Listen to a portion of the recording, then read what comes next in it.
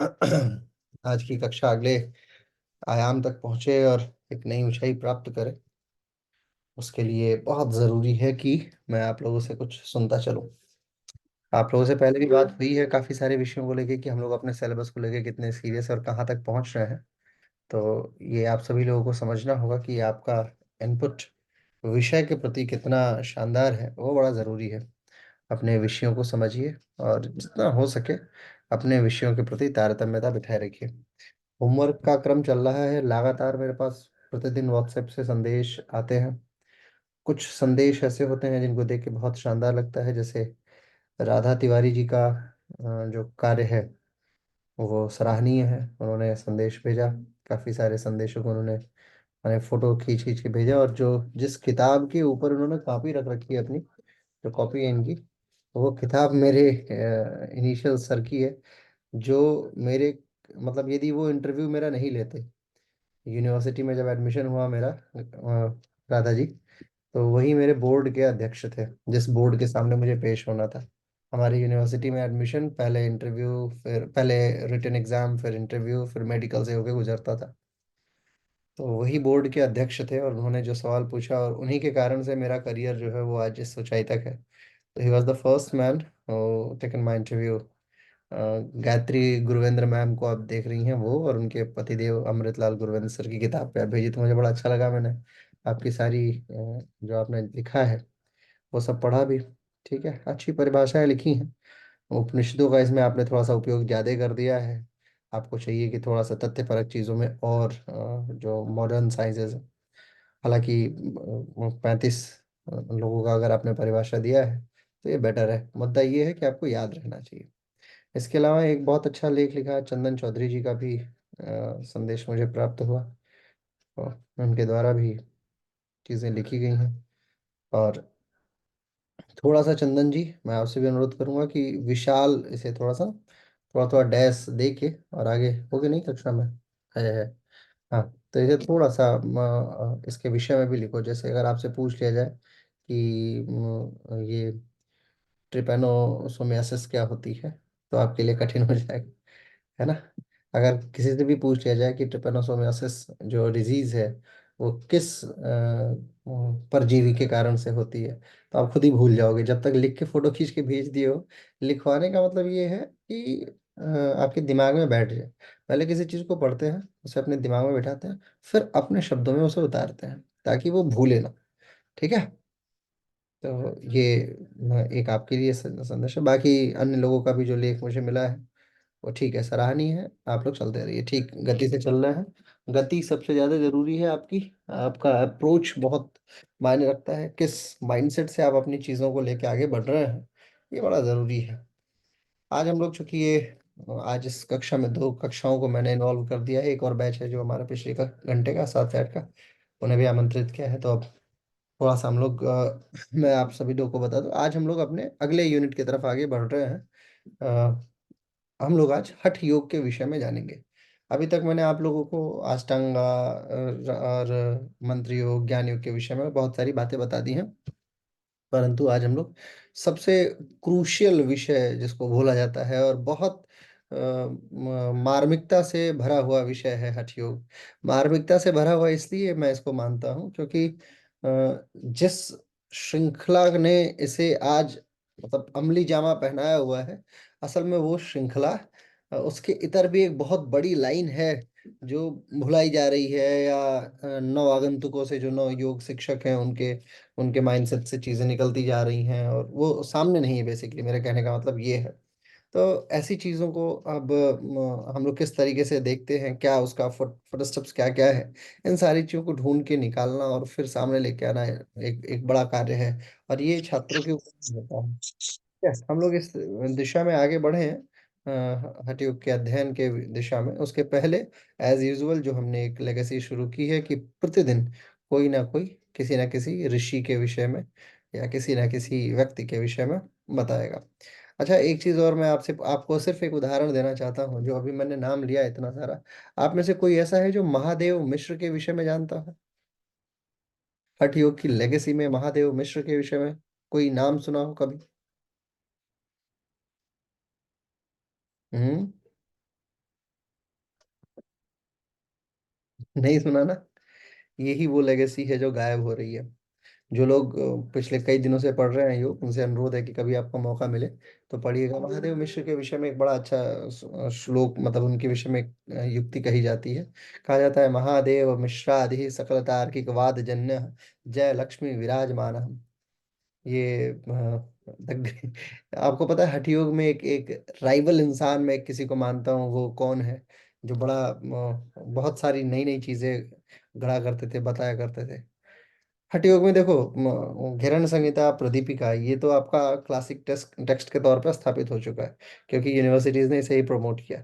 लेकिन इसके पार जो बचा हुआ है ना, वो आपके अच्छा सिलेबस में भी है, ऐसा नहीं कि आपके सिलेबस में नहीं है। बावजूद उसके उससे प्रश्न कम आते हैं, क्योंकि बहुत दिव्य पर्सनालिटी। कोई बता सकेगा? बड़ा समर्थक हूँ मैं उनके विचारणा का। बोलो। श्रीनिवास। श्रीनिवास का नाम सुना है? श्रीनिवास भट जी ना, रत्नावली। रत्नावली। हठ रत्नावली, कभी आपको मौका मिले तो हठ रत्नावली पुस्तिका को अध्ययन में लेके आइए, बड़ा आनंद आएगा आपको। हठ रत्नावली पुस्तिका में सारे सिद्धांत उलट पुलट के लिखे जाने की क्षमता है। उसका डिस्क्रिप्शन, उसकी चीजें, बहुत सारी चीजें ऐसी हैं जो आपको अलग अलग स्थापना की तरफ लेके जाएंगी। 84 आसनों को एकमात्र पुस्तिका है जो बहुत अच्छे से डिफाइन करती है कि there are 84 asanas and all. ठीक है। बहरहाल, बैक टू द पॉइंट, आज किसका दिन है, कौन बताने वाला है? स्मिता जी है ना? कल किसने स्वीकार किया था कि आज जी। मैं? हाँ, तो ठीक है हाँ आप जी सर। जी, वीडियो ऑन। ओके। चलिए। तो आज श्री राम पंडित शर्मा जी जो है, उनके बारे में मैं थोड़ा सा ये करूंगी, मैं इंफॉर्मेशन जो है वो दे दूंगी। तो इनका श्री राम पंडित शर्मा जो है, उनको आचार्य नाम से पहले तो पुकारा जाता है। तो हम लोग जब भी नाम पुकारते हैं उनका, तो पंडित श्री राम शर्मा आचार्य ऐसा करके नाम पुकारते हैं। इनका जन्म जो हुआ है वो 20 सितंबर 1911 को हुआ है। और ये जो है अवलखेड़ा गांव जो है उत्तर प्रदेश का, वहां पे उनका जन्म हुआ है। और उनके जो पिताजी का नाम अगर हम लोग ये करेंगे, तो पंडित रूप किशोर शर्मा जी उनका पिताजी का नाम है।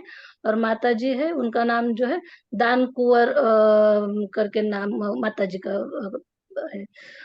पत्नी का नाम अगर हम लोग ये करेंगे, तो भगवती देवी जो है, ये उनके पत्नी का नाम है। तो इनके मतलब इन आचार्य जी के अलावा भी उनको जो है उपाधि मिली हुई है। वो है मतलब उन नामों को अन्य नाम के तौर से हम लोग जानते हैं। तो उन्हें श्री राम मत्त या वेद मूर्ति और योग ऋषि, और सबसे ज्यादा गुरु जी के नाम से उन्हें जाना जाता था। और इन्होंने जो है अखिल विश्व गायत्री परिवार की जो है स्थापना की है। अब और उनके गुरु के बारे में बोलेंगे, तो गुरु जो है सर्वेश नंद जी जो है, उनके गुरु के रूप में हम लोग जानते हैं। ब्रह्म वर्चस्व संस्था की स्थापना इन्होंने जो है 1979 में जो है इन्होंने स्थापना की थी। अब योग की परिभाषा या उनके हिसाब से योग क्या है, ये अगर हम लोग समझेंगे ना, तो उन्होंने सिंपल भाषा में बोला है कि जीवन की साधना योग है। और जो हमारा चित्त है, उनको बाह्य वृत्ति से जो है अंत मतलब बाह्यमुखी से अंतर्मुखी करना ही जो है उसे चित्त उसे योग माना गया है। मतलब चित्त को बाह्यमुखी होने से रोके, उसे अंतर्मुखी होने किया जाए, और उसे आध्यात्मिक चिंतन में लगाया जाए, इसे योग बोला गया है। और इस योग को, इस साधना को उन्होंने प्रज्ञा योग के नाम से जो है जाना जाता है।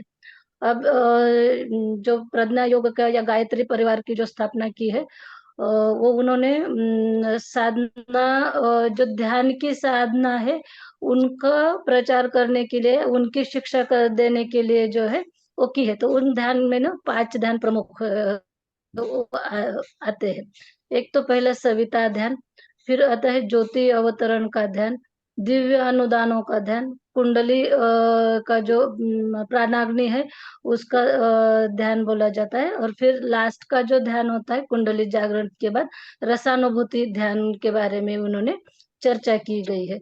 अगर उनकी रचनाएं हम लोग अगर ये करेंगे ना, तो पहले उन्होंने यज्ञ कैसे किया जाता है और उसी के साथ ही गायत्री यज्ञ कैसे किया जाता है उसके ऊपर किताब लिखी है।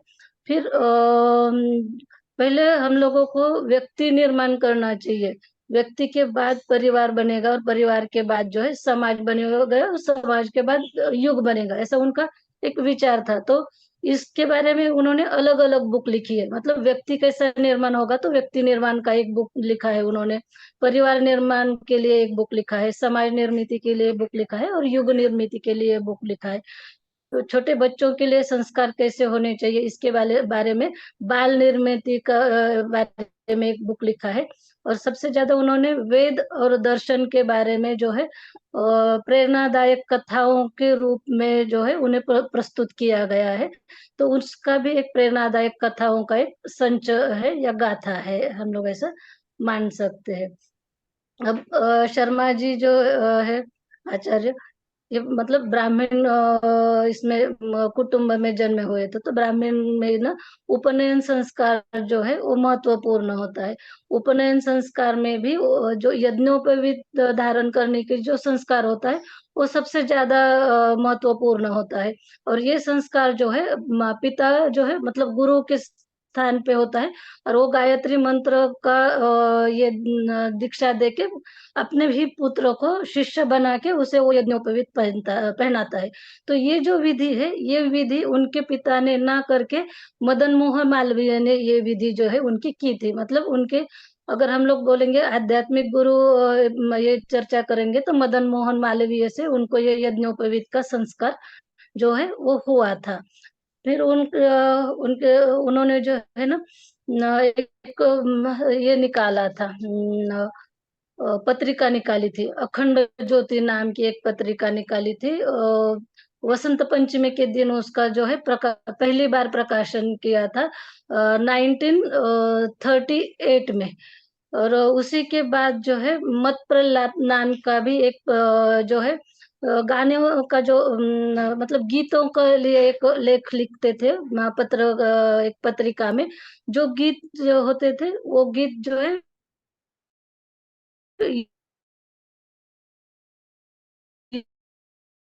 युवाओं के लिए मतलब इसके माध्यम से जो है गीतों के माध्यम से उन्होंने युवाओं में जागृति की और विचार की क्रांति का अभियान उन्होंने जो है ये गीतों के माध्यम से चलाया, जिसे हम लोग मत्त प्रहलाद नाम से जाने जाते हैं। फिर उन्होंने जो है 1958 में पहली बार जो है गायत्री महायज्ञ किया, जिसे हम लोग जानते हैं सहस्त्र कुंडीय गायत्री महायज्ञ किया था उन्होंने, मथुरा में किया था।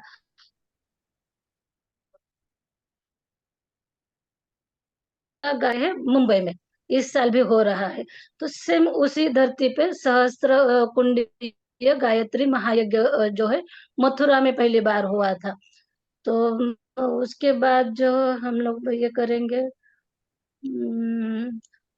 हाँ उनका मेन महत्वपूर्ण साधना जो है पंचकोशीय जो साधना है ये ज्यादा उन्होंने 6 साल तक उन्होंने पंचकोशीय साधना की। और मतलब साल के बाद जब वो समाज में प्रस्तुत हुए तो उन्होंने ये कार्य करने के लिए मतलब इसका जो ज्ञान है उसका दान करने के लिए उन्होंने शुरुआत की थी, पंचकोशीय धारणा कैसे की जाती है और उसकी सिद्धि कैसी हो जाती है। तो फिर उनकी ये साधना सिद्ध हुई थी 1990 में, मतलब 1990 में। और 1990 में ही जब साधना सिद्ध हो गई तो 2 जून 1990 को जो गायत्री जयंती जो है उसी दिन उन्होंने जो है अपना देह त्याग किया और वो ब्रह्म तत्व में या पंच तत्व में जो है वो विलीन हो गए। अब उनके बाद इस संस्था का काम जो है 4 साल तक उनकी पत्नी जो है भगवती देवी उन्होंने किया था। लेकिन 4 साल के बाद उनको भी देवाज्ञा हो गई, वो हो गई 19 सितंबर, मतलब 19 सितंबर को हुई 1994। उनके जाने के 4 साल बाद ही उनकी पत्नी को भी देवाज्ञा हो गई। और अब उनका कार्य जो है, संस्था का कार्य, उनकी बेटी और उनके दामाद दोनों मिलके अभी ये जो है गायत्री परिवार का कार्य कर रहे हैं। इसमें मेरा मतलब बहुत कुछ छूटा है, लेकिन हम्म, अच्छा प्रयास। इतना मुझे याद है सर। अच्छा प्रयास किया आपने। अच्छी बात ये थी कि मेरे ही गुरुजी के विषय में बात हो रही है। और दूसरी अच्छी बात ये है कि जब आप अपने गुरुदेव के विषय में किसी दूसरे से अलग पर्सपेक्टिव से सुनते हैं ना, तो आपको लगता है अच्छा ऐसा भी है जो छूटा हुआ है, दुनिया को जानना चाहिए, है ना। तो जब मैं भी बताऊंगा आपको मेरे गुरुदेव के विषय में, तो बहुत सारी बातें बताऊंगा। कुल मिला के जो भाषा शैली है वो बड़ी संतुलित है आपकी, बहुत शानदार आप व्याख्यान दे रही हैं। और व्याख्यान में कोई कमी नहीं है, व्याख्यान माला भी बहुत संतुलित है। और दूसरी जो सबसे अच्छी चीज़ होनी चाहिए कि योगा टीचर के में, वो है कॉन्सेप्ट की क्लैरिटी। वो आपके अंदर बहुत है। एक चीज़ जो आपको थोड़ा सा सुधार लाने की और आवश्यकता है, वो है फिलर्स की। एक जनरल टॉक में हम लोग जब भी बोल रहे होते हैं ना, तो फिलर्स बहुत यूज होता है। जैसे तो ये क्या होता है ना, ये गैप यस। शब्दों में। और ये क्या करता है, दूसरे जो हेयरर्स हैं, जो सुन रहा है इन चीजों को, उसे लगता है कि काफी गैप हो गया वक्ता के तौर पे। चीजें नहीं अच्छा। हमारे अंदर ये सुनने की क्षमता कहाँ से आती है, हमारे अंदर ये कहाँ से आता है कि हम ये फिलर्स यूज करना शुरू कर देते हैं सुनते सुनते। हमारा कान जब कई सारे वक्ताओं को सुन रहा होता है ना, तो उनको सुनते सुनते हम फिलर्स यूज कर देते हैं। और कौन फिलर यूज करता है? जो बड़ा विद्वान होता है। जो बहुत विद्वान व्यक्ति होगा, वो फिलर्स को जानते हो कैसे यूज करता है? वो यूज करता है सोचने के लिए। जैसे मान लो मैंने कुछ बोला और मैंने कहा कि आगे जाते जाते रास्ते में अब यहाँ पे अगर मैं आगे जाते जाते रास्ते में तो इसका मतलब मैं सोच रहा हूँ कि ये वाली बात बताऊं कि ना बताऊं। दाएं मुड़ा था कि बाएं मुड़ा था, ये बताना है, या मेरे को एक चौराहा जंप करके आगे की बात बताऊं। ये फिलर यूज करते हैं विद्वान लोग। विद्वान लोग जब भी रुके, तो इसका मतलब ये है कि वो मूल बात जज कर रहे हैं कि ये बोलना चाहिए कि नहीं बोलना चाहिए। यही बात छात्रों को नहीं समझ में आती है। छात्रों को लगता है कि फिलर यूज करना हमारा जनरल एटीट्यूड हो चुका है। तो जब भी हम बात कर रहे होते हो, तो जनरल एटीट्यूड में ये चीजें आ जाती हैं। लेकिन मीनवाइल अच्छा प्रयास था। कल कौन व्याख्यान देगा? कल व्याख्यान के लिए आगे आए। चलिए, बहुत बहुत आभार आपका आगे आने के लिए। नेहा मुदगल जी। नेहा मुदगल जी कल किसके विषय में बोलोगे बेटा? नाम बताओ। सर अरविंद घोष, श्री अरविंद घोष। अरविंदो के विषय में कल व्याख्यान माला जारी होगी। बड़े यस रेडिकल सर। हुआ करते थे किसी जमाने में। और यस। रेडिकलिज्म को छोड़ा उन्होंने, यानी अतिवाद, अतिवादी थे। उनको आतंकवादी तो नहीं कहा जाएगा, लेकिन अतिवादी थे। छोटा सा केस हुआ अलीपुर षड्यंत्र केस, और उसके बाद ओरेविले नाम का एक संस्थान उन्होंने स्थापित किया, और पूरी तरीके से योगी हो गए। जिस समय भारत युद्ध रत था, एक कंडीशन थी जिस समय भारत बड़ा युद्ध में अपने तरफ अपने आप को ढकेले जा रहा था, और नए नए रोज देशभक्त निकला करते थे, नए नए लोग आया करते थे उन दिनों और इंडियन पॉलिटी को उन्होंने, उनका त्यागना एक बहुत बड़ा स्टेप था, बहुत बड़ा स्टेप था। उनके साथ वाले लोग बड़े आश्चर्य में आ गए। और गजब की बात ये थी कि जिस समय अरविंदो थे, श्री अरविंदो, भारतीय राजनीति में, उस समय महात्मा गांधी नहीं थे। उस समय महात्मा गांधी कहाँ थे? विदेश में थे। तो वो विदेश में, यानी साउथ अफ्रीका में वो अपना कार्यभार संभाले हुए थे। और एक गैप था। अगर अरविंदो चाहते तो वो शायद महात्मा गांधी के बराबर तक का तबका प्राप्त कर सकते थे पॉलिटिकल सिस्टम से, लेकिन उन्होंने पॉलिटिको राजनीति का त्याग किया और बहुत शुद्धता से योग में चले गए। ठीक है। तो आपको बड़ा आनंद आएगा उनके विचारों को सुनने को। श्री माँ के विषय में भी आप पढ़ेंगे, कल बताइएगा जब आप देखेंगे तो। और इसी श्रृंखला में हम लोग अपनी बात को अब आगे जारी रखते हैं। तो बैक टू द पॉइंट, आज का हमारा जो विषय है वो है योग। हठ योग के विषय में हम लोग अपनी चर्चा जारी रखे हुए।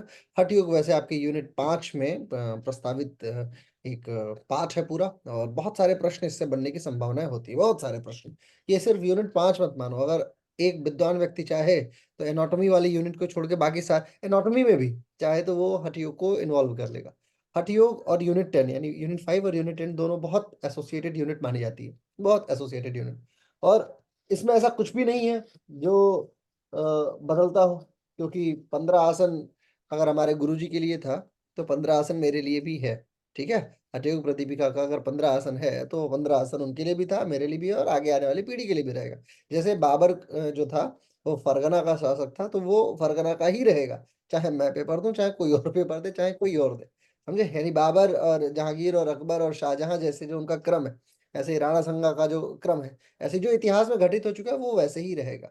तो हठयोग एक ऐसा स्टैटिक पेपर माना जाता है जिसे एक बार अगर आप क्लियर कर लिए, तो दोबारा आपको कभी उसे छूने की आवश्यकता नहीं पड़ेगी। बड़ा कॉन्सेप्चुअल क्लैरिटी चाहिए होती है। अच्छा, दो और चीजें हैं इसमें। एक तो ये 32 आसन और 15 आसन बड़ा कॉमन प्रश्न है कि हिरण्य संहिता, निम्न में से कौन आसन हिरण्य संहिता में नहीं है, निम्न में से कौन आसन हठयोग प्रदीपिका में वर्णित है। ये प्रश्न बड़ा कॉमन प्रश्न है और अधिकतर पूछ लिया जाता है। ठीक है, एक प्रश्न और पूछ लिया जाएगा कि षट कर्मों के विषय में बताओ। हठ योग के विषय में मोटा मोटी तो आप सारी बातें जानते हैं कि हकार और ढकार से बनता है, लेकिन अब ये हकार ढकार जो शब्द है ये कहाँ से आता है, अगेन ये हम लोग प्रवेश करेंगे जब पाणिनि की दिशा में, तो वहां से हमें देखने को ये मिल जाएगा। हकार और ढकार का कई सारा डिस्क्रिप्शन है, बहुत सारे चीजों को ह से माना जाता है, बहुत सारी चीजों को ठ से माना जाता है। ह और ठ दो चीजें डिस्क्राइब करते हैं पूरे हठ योगा को। तो हम लोग इसी के विषय में अध्यापन अपना जारी रखेंगे, जानने की कोशिश करेंगे। सबसे पहले मैं चाहता हूं कि आप एक छोटी हेडिंग डालिए, हठ योग की शुरुआत करें उससे पहले थोड़ा आसन समझ लेते हैं कि आसन क्रम क्या है। तो छोटी सी लाइन। अच्छा, एक और चीज मैं आपको बता दूं, ये आपके इंटरनेशनल योगा करियर में भी बड़ा हेल्प करेगा। अंतरराष्ट्रीय छात्रों को जब हम लोग ट्रेनिंग देते हैं, अभी हमारे यहाँ नोएडा में एक इंटरनेशनल बैच आया पड़ा है, अप्रैल का बैच जारी है, तो उसमें क्या करते हैं ना कि बताते हैं कि आखिर आसन होता कहाँ से, क्या क्या आसनों को डिसाइड कराता है। अगर if you want to put a name, एक नाम आपको बताना है। क्या हुआ? मेरा नेट बैठ गया क्या? आ रहा है, ठीक है, ओके। हाँ, तो मैं आपको बताता कि जब भी हमें नाम बताना होता है कि आसनों का नामकरण किस किस सिद्धांत के तहत होता है, कैसे उसका नामकरण करते हैं, तो उसमें कुछ चीजें बहुत कॉमन होती हैं। ठीक है, अधिकतर आपने आसनों में देखा होगा कि ये अर्ध ताड़ासन है ना, अर्ध तिर्यक ताड़ासन है, अर्ध कटी चक्रासन, अर्ध, इस तरीके का मतलब एक परफिक्स और सफिक्स लगा के आसनों को हम लोग डिजाइन करते हैं। तो सबसे पहले वो समझ लेते हैं। ये आपके नेट में जितना काम आएगा यूनिट 10 में, उतना ही रिलेवेंट है यूनिट 5 के लिए भी। तो बहरहाल पहले एक छोटी सी वो बनाइए कि कौन कौन सा जो है सफिक्स या परफिक्स लगा के कौन सा आसनों हेतु, हेडिंग डालिए, आसनों हेतु उत्तरदायी उपसर्ग एवं प्रत्यय। अधिकतर उपसर्ग ही होता है, उपसर्ग एवं प्रत्यय, suffix and prefixes, suffixes and prefixes, sir suffix. Repeat कीजिए। हाँ, हिंदी में उपसर्ग एवं प्रत्यय, उपसर्ग एवं प्रत्यय, 1 2 3 4 लिख करके लिखिए।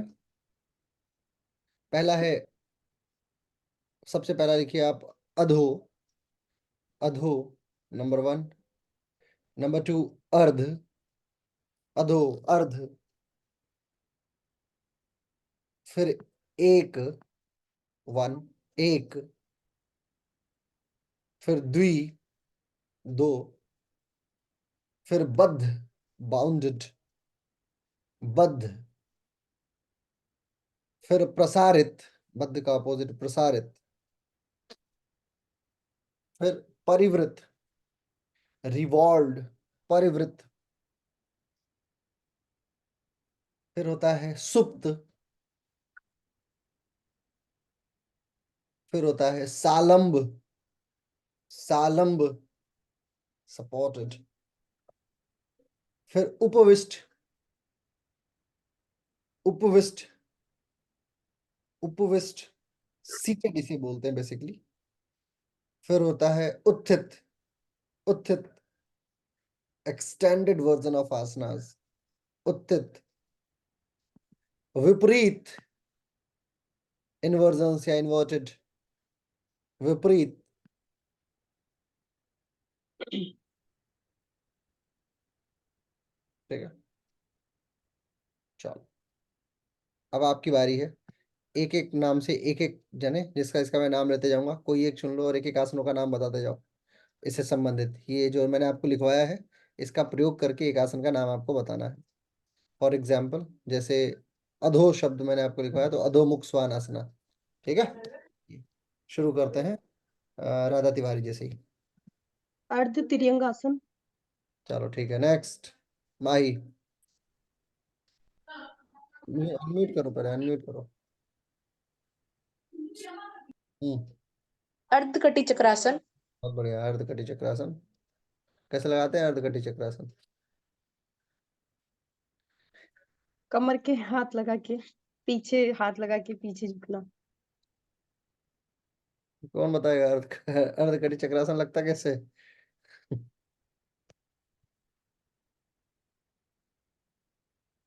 ये अर्ध दोनों हाथ को इस कटी आसन पे में सर हाथ कमर पे रख करके आप साइड बेंडिंग, पीछे बैकवर्ड बेंडिंग में साइड जाते हैं, पेट बेंडिंग, को साइड जाते हैं। बेंडिंग। बड़ी बुरी स्थिति है आपकी। नेट सर क्वालिफाई कमर पे, होगा कैसे सर क्वालिफाई? ए राजेंद्र, कमर पे हाथ रखेंगे। हेलो। तुम लोगों से ये भरोसा नहीं था यार, ये सर शिल्पा। कमर पे, हाँ, सर लेफ्ट हैंड जो है राइट कंधे पे अंडरस्टैंडिंग है कटी चक्रासन का, और अर्ध जो है कटी चक्रासन। पीछे लेके आते हैं और सर ट्विस्ट ऐसे करते होता है, ये देखिए तो स्मिता। ये जो हाथ है, स्मिता ठीक बताइए, रुद्रांश योग केंद्र यानी कि रेखा, क्या रेखा नाम बताया था ना? हाँ, जी सर रेखा नाम बताया था। रेखा जी बताइए ठीक से। सर खड़े होके पैरों में डिस्टेंस मेंटेन करके इस तरह हम्म, से पीछे सही। घूमते सर। हाँ, ये कटी चक्र है भाई। इस जो जो पीछे मुड़ रहा है ये बैकवर्ड बेंडिंग में मत जाओ। कटी चक्र का मतलब होता है कमर को चक्र के समान साइड रिवॉल्व, उसे साइड की तरफ मोड़ना। समझे क्या बता रहे थे? चलो नेक्स्ट। माही के बाद कौन है? अमर कुमार राणा। जल्दी जल्दी बताओगे तो ही सीखोगे फटाफट, क्योंकि ये 2 यूनिट एक साथ कंप्लीट करेंगे हम। बद्ध पद्मासन सर। बद्ध पद्मासन, चलो ठीक है। रणधीर ठाकुर। विपरीत करनी सर। विपरीत करनी, मैंने अच्छा विपरीत लिखवाया, हाँ विपरीत लास्ट वाला। पवनी बग्गा जी। परिवृत त्रिकोण आसन। परिवृत त्रिकोणासन, कैसे होगा? नाम भी तो पता नहीं होगा कैसे, ये भी पता है? सर मैं बताऊं? अब अभी आएगा मौका, आपको मिलेगा, रुके दो मैं। हाँ सर जी, कैसे करते वो बताऊं? अभी अभी बताइएगा, रुके पवनी बग्गा को बता दीजिए, नाम इन्होंने लिया है ना। जो हसन का नाम ले रहे हो कम से कम ये तो देखो कि होगा कैसे, या कुछ भी बोल दिया ताड़ासन में परिव्रत ताड़ासन लगा दिया। परिव्रत का मतलब समझते हैं, रिवॉल्विंग पोस्चर्स जो होती हैं। अच्छा, अंग्रेजी वाले लोगों को सब ये हिंदी का शब्द समझ में आया कि नहीं आया? अंग्रेजी में भी लिखवा दूं? आवश्यकता है इंग्लिश में लिखने की? आवश्यकता नहीं है ना, चलो कोई बात नहीं। पवनी बग्गा जी सर्च करके रखेंगे, ठीक है? अभी आपसे पूछा जाएगा, तब तक रेखा जी अब आप बताइए कुछ। सर मैं बता रही थी। सर हम उनको अब बताने दीजिए। सर लेग्स वाइडन करके हाथों को शोल्डर लेवल पे स्ट्रेच करेंगे, दोनों हाथों को। राइट लेग को राइट साइड में घुमाएंगे, पीछे की लेग स्ट्रेच होगी। राइट लेग का 90 डिग्री बनेगा और राइट हैंड स्ट्रेट रहेगा। लेफ्ट हैंड को ऊपर उठा के बैक साइड साइडवर्ड्स बेंड करेंगे और उसके बाद हाथ को रिवॉल्व करके लेफ्ट हैंड नीचे राइट टो के पास लगेगा और राइट हैंड अप जाएगा। बहुत बढ़िया, बहुत सटीक डिस्क्रिप्शन है, बहुत ही शानदार डिस्क्रिप्शन, अप्रिशिएटेड। बहुत बढ़िया डिस्क्रिप्शन है, यही है परिव्रत। परिव्रत की खासियत होती है कैसे रिवॉल्व करेंगे पोस्चर। चलो नेक्स्ट, रेखा जी एक आसन। सर बद्ध कोण आसन। बद्ध कोणासन, बहुत बढ़िया। Neha Mudgal. Quick quick. Sir सुप्त सुप्त वज्रासन। सुप्त वज्रासन, ठीक है। और नीता निकम जी। उत्थित वज्रासन। उत्थित वज्रासन, बड़ा डिफिकल्ट आसन है। उत्थित वज्रासन का ही एक भाई है ब्रह्मचर्य आसन। वो अपने आप में बड़ा डिफिकल्ट माना जाता है। चलिए वज्रासन को भी उठाइए। स्वाति ठाकुर। सर एक पाद कौंडिन्यासन। एक बार कौंडिन्य आसन, अरे नारायण, ये सोच सोच के रखे हुए हैं सबके, ऐसा नाम बताऊंगा कि मतलब जो सोच के आदमी डर जाए। कौंडिन्य आसन की सीरीज ही ऐसी है। हाँ जी, गायत्री प्रजापति जी। ये सब जानते हो जब इन अर्धहलासन। चलता ना, बोलो बोलो क्या बोलिए? अर्धहलासन। अर्ध हलासन, थोड़ा कठिन तो आओ, कम से कम लगे तो कि शिवम मिश्रा ने पढ़ाया तुम्हें। अर्ध हलासन उत्थित पद्मासन। आसान आसान है, और डिफिकल्ट में जाओ, थोड़ा और कठिन है।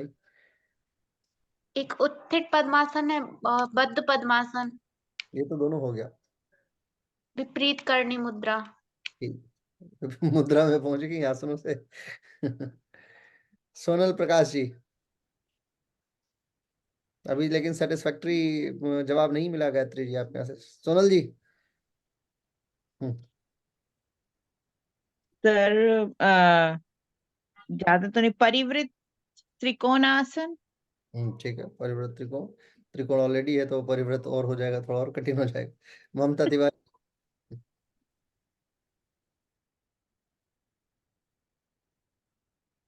शिल्पा गोयल। सर सुप्त बद्ध कोणासन। सुप्त बद्ध कोणासन तो बड़ा कठिन कैसे लगाएंगे सुप्त बद्ध। सर आराम से लग जाता है तो बहुत इजी। एक बार दर्शन, अच्छा चलिए ठीक है, दर्शित कराइएगा। अभी हम लोग अपने टाइम स्लैब पे पहुंच रहे हैं। राजेंद्र, लास्ट 1 मिनट और है बस। सर राज कपोत आसन। आसन का नाम नहीं पूछ रहा हूं मैं परिसरिता पादोत्तानासना, हाँ। परिवर्ता त्रिकोणासना, सुप्त हम्म। वज्रासना हम्म। और उत्थिता उपविष्टा कोणासना, चलो, उत्थिता पद अंगुष्ठासना। क्या हो गया, हो गया, हो गया, हो गया। सब पे नहीं बताना है। 15 आसन हठयोग प्रदीपिका के, हेडिंग डालिए। 15 आसनास ऑफ हठयोग प्रदीपिका, रट्टा मार के दिमाग में बिठा लेना, कल पूछूंगा। सालंब नहीं समझ में आया सर, सालंब। सालंब का, राजेंद्र बताओ सालंब एक आसन। सलभासना। बैक। भुजंगासन, सालंब सर भुजंगासन। हट प्रतिपिका के पूछ रहे हो ना आप? हाँ अभी बता, वो नाम नहीं पूछना है। मतलब ये पहले सालंब का बताइए, सालंब ये जो पूछ रहे हैं। सर्वांगासना आ सकता है ना सर, हम्म। सालंब। सर्वांगासन सालंब बताओ। भुजंगासन आएगा ना सर, सालंब भुजंगासन सालंब विथ भुज, सपोर्ट। ठीक है। और कोई? सर शलभासन जो आता है, जो पीछे से पैर का स्टैंड लगा के, वो आएगा ना सर, आ सालंब जाए, शलभासन। वो आ जाएगा। ठीक है। हाँ। कॉन्सेप्ट समझाना है बेसिकली कि सालम का मतलब मतलब आलम्ब करके, मतलब किसी चीज को आपने वो सपोर्ट कर बनाया है, सपोर्ट करा है। ले रखी है। सालम का मतलब ही होता है हेल्पिंग इन नेचर, जहाँ पे सपोर्ट आपने लिया। खास करके सालम आसनों का प्रयोग तब करते हैं जब किसी व्यक्ति को थेरेपी देनी हो। जैसे मान लो किसी व्यक्ति को एक रोग होता है, बड़ा प्यारा रोग है, मेरा फेवरेट रोग है, ऑस्टियोपोरोसिस।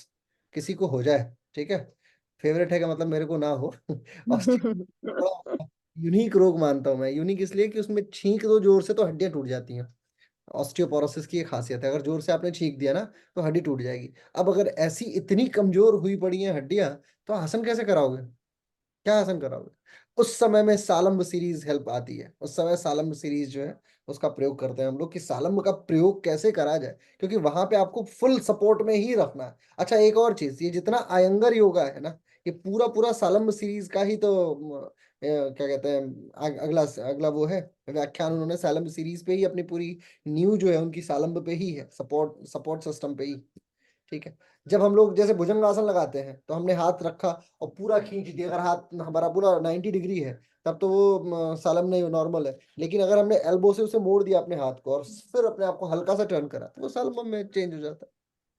समझे? सर वकासन भी तो हो सकता है नहीं, हाथ वकासन पे। अंडरस्टैंड हो गया ना, वो तो और कठिन हो जाएगा। सालम में इजी सपोर्ट, उसमें वो तो वकासन तो पूरा फुल सपोर्ट पे ही होगा, है ना। त्रिकोण और परिवर्त त्रिकोण आसन सर अयंगर योग में सर दीवार के सहारे और चेयर के सहारे भी तो करते हैं। हाँ, तो जब जब अयंगर योग में नहीं, अयंगर योग के जो एलिमेंट्स है मैं उसकी बात कर रहा हूँ, कि जब हम लोग कुर्सी पे कोई आसन लगा रहे हैं तो ऐसा नहीं कि अब सारे ही आसन उसमें आ जाते हैं, लेकिन जहां भी ये इन्वॉल्व होता है सर्कल, और जहां पे भी हम इन्वॉल्व करते हैं रोप को और बाकी चीजों को, वहां पे इन चीजों को स्वीकार किया जाता है। बहरहाल, back to the point again, 15 आसन हठयोग प्रदीपिका के। लिखिए नंबर 1, स्वस्तिकासन। स्वस्तिकासन, क्विक लिखिए, अब बहुत इंपॉर्टेंट है, बिल्कुल अपने जेहन में बिठा लीजिएगा। स्मिता जी को तो बिल्कुल दिमाग में बैठा पड़ा है स्मिता जी का। ठीक है। गोमुख आसन, वीर आसन, कूर्म आसन, कुक्कुट आसन। अच्छा, आप में से किसी महिला को स्पेन जाना है योगा सिखाने के लिए? मेरे पास एक वैकेंसी आई है स्पेन के लिए, मेरे से कांटेक्ट करना है इस कक्षा के बाद। कुक्कुट आसन, सैलरी 1.5 लाख रुपए के आसपास मिल जाएगी इंडियन करेंसीज में। कुक्कुट आसन, उत्तान कूर्म आसन, उत्तान कूर्म आसन, धनुरासन, धनुरासन, मत्स्येंद्र आसन, मत्स्येंद्र आसन, पश्चिमोत्तानासन, पश्चिमोत्तानासन, मयूरासन, सिद्धासन, पद्मासन, भद्रासन, सिंहासन, भद्रासन, भद्रासन, सिंहासन, कितने हुए? 14। एक लास्ट, शवासन, शवासन। ठीक है, ये 15 आसन, बिल्कुल इसे एक ब्रैकेट बना के, और जहां जहां खाना बनाते हो, सोते हो, दीवार पे चिपका लो ताकि ये दिमाग से उतर ना जाए। ठीक है, ये 15 आसन मूल मूल मोस्ट इंपॉर्टेंट। अब लिखते हैं हठ योग की परिभाषा की तरफ चलते हैं। पहले लिखिए हठ योग का अर्थ। सर एक क्वेश्चन था सर, चंद्र प्रभासन कौन सा होता है? ऐसा ना, ये जब हम वहां जाते हैं, गुजरात की जो यूनिवर्सिटी है, अहमदाबाद की लकुलिश योगा यूनिवर्सिटी, तो वहां पे पूछ कौन रहा था ये सवाल? राजेंद्र। हाँ। हाँ सर। हाँ, तो जब लकुलिश योगा यूनिवर्सिटी में जाओगे ना, तो वहाँ थियरीज डेवलप की गई हैं बहुत सारी। तो उनके जो जो उनके कर्ता धर्ता स्वामी जी थे, जिन्होंने वो यूनिवर्सिटी स्थापित की थी, उस यूनिवर्सिटी में ये सारे आसन बनाए गए थे, कई सारे आसनों का। जो जो उनको, वो समाधि की अवस्था में गए, एक पर्टिकुलर कंडीशन में गए, समाधि नहीं मतलब जागृत समाधि ही थी, असंप्रज्ञात कह सकते हो, संप्रज्ञात कह सकते हो, तो उस कंडीशन में थे वो। और उसमें उन्होंने जिन जिन आसनों को महसूस किया, उनकी शरीर तकरीबन 60-70 वर्ष की हो चुकी थी, और बहुत कठिन कठिन आसन उन्होंने लगा दिया। और जो भी आसन लगाया उसका नामकरण उन्होंने किया, उसी के तहत ये आसन आता है। लेकिन बहुत प्रमाणिक इसे नहीं माना जाता है। लकुलिश संप्रदाय इसे मानता है, स्वीकार करता है ऐसे आसनों का, जो भी ऐसे आसन है। ऐसे बहुत सारे 100 सवा 100 आसनों का नाम उन्होंने दिया है। तो वो नहीं सर, मैंने काफी सर्च किया, कहीं पे न तो कोई तो ये वो मैं बताता हूँ, डिस्क्रिप्शन। बताओ, इसका इसका एकमात्र सोर्स लकुलिश योगा यूनिवर्सिटी है। आपको ये गूगल वगैरह पे कभी नहीं मिलेगा। इस तरीके के बहुत सारे, चंद्र प्रभा आसन हो गया, और कूर्मवृत्त आसन हो गया, इस तरीके के बहुत सारे आसन हैं जिनका जिनका सिर्फ वर्णन लकुलिश योगा यूनिवर्सिटी के सेंट्रल हॉल में बड़े बड़े फोटोज लगा के उन लोगों ने लगा रखा है। तो वहां कभी जाओगे तो आपको देखने को मिलेगा। ठीक है, बाकी इसका कोई वर्णन, ऐसा प्रमाणिक वर्णन अन्य कहीं नहीं है किसी भी पुस्तिका में। ठीक है, और अभी हालिया दिनों में बहुत सारे ऐसे नामों का वर्णन किया गया है जो अपने आप में, अब जैसे मान लो मैं योगा टीचर हूँ, मेरे से कोई पूछ दिया कि इस आसन को क्या कहते हैं, अब इनिशियल कंडीशन में उसका नाम नहीं याद आ रहा, तो मैं उस पोज को देख के बताने की कोशिश करूंगा। संस्कृत के ये जो मैंने आपको लिखवाया है सफिक्स और पफिक्स, इसका प्रयोग करके मैं कोशिश करूंगा कि इसका एक पाद उत्थित कूर्मासन, है ना, कुर्म से अगर मिलता जुलता है और मैं उसमें उठा पड़ा हूं, तो उसमें एक नया वर्जन में लाके जोड़ दूंगा, तो वो प्रमाणिक नहीं है। लेकिन इसलिए उसको, इसकी प्रमाणिकता सिद्ध हो जाती है कि हमारे योग ने बहुत स्पेस खाली कर रखा है, 84,000 आसनास बोल रखा है, लेकिन किसी भी पुस्तिका में 8400 आसन है नहीं। एक अमेरिका का योगा टीचर है, थोड़े दिन पहले अभी मेरी मुलाकात थी उससे, उसकी किताब है 3400 या 3500 आसनों की, फोटो के साथ में वो बनाया था उन लोगों ने, है ना। तो हाँ 3400, सर, देखी थी मैंने भी, 8400 आसन है, 7400 ऐसे आसन है सर उसमें। 3,500। तो वो बता रहा था कि वो गया था 84,000 आसन ठीक करने के लिए, मतलब पोज लगाने के लिए, लेकिन उससे नहीं लगा। इंस्टाग्राम पे मैं सिर्फ एक योगा गुरु को फॉलो करता हूँ, हठ योगा के एक मास्टर को। आप देखिएगा मेरे इंस्टाग्राम हैंडल पे जाएंगे तो गोकुल, वो आदमी, गोकुल तो वो आदमी जो है वो दुनिया का अलग अलग प्रजाति के वो गुरु हैं। ठीक है, और उन्होंने जितने आसन लगाए, उनके सारे आसनों को कंपाइल करने के बाद भी 3,000 आसन कंप्लीट नहीं होता।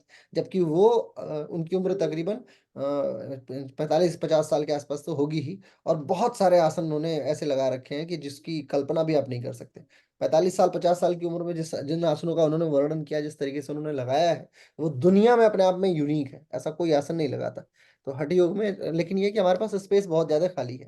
ठीक है, तो जब स्पेस है तो हम उसे फिर जस्टिफाई कर लेते हैं, जो भी नाम है वो सब ठीक है। आप भी कोई नाम दे सकते हो तो उसे स्वीकार्यता मिलेगी, क्योंकि यहाँ पे प्रस्थानत्रयी का कोई सिद्धांत नहीं है कि आपको प्रस्थानत्रयी से होकर गुजरना है तभी वो रेक्टिफाई होगा या रेटिफाइड होगा। कहीं से रेटिफिकेशन की आवश्यकता नहीं होती है, जहां तक मैं समझता हूँ। ठीक है, चलिए आते हैं बैक टू द पॉइंट। हठ योग। देखिए हठ शब्द जो है, हठ शब्द दो अक्षरों का मेल है, ह और ठ, ह और ठ। हठ शब्द दो शब्दों का मेल है, ह और ठ। ह के नीचे लिखते चले जाइए, ह के नीचे लिखते चले जाइएगा। सिर्फ ये ह का मतलब क्या क्या होता है वो बता रहा हूँ, ठीक है। सबसे पहला है हम, ह इज इक्वल टू हम, फिर पिंगला स्वर से संबंधित है, इसे सूर्य भी बोलते हैं,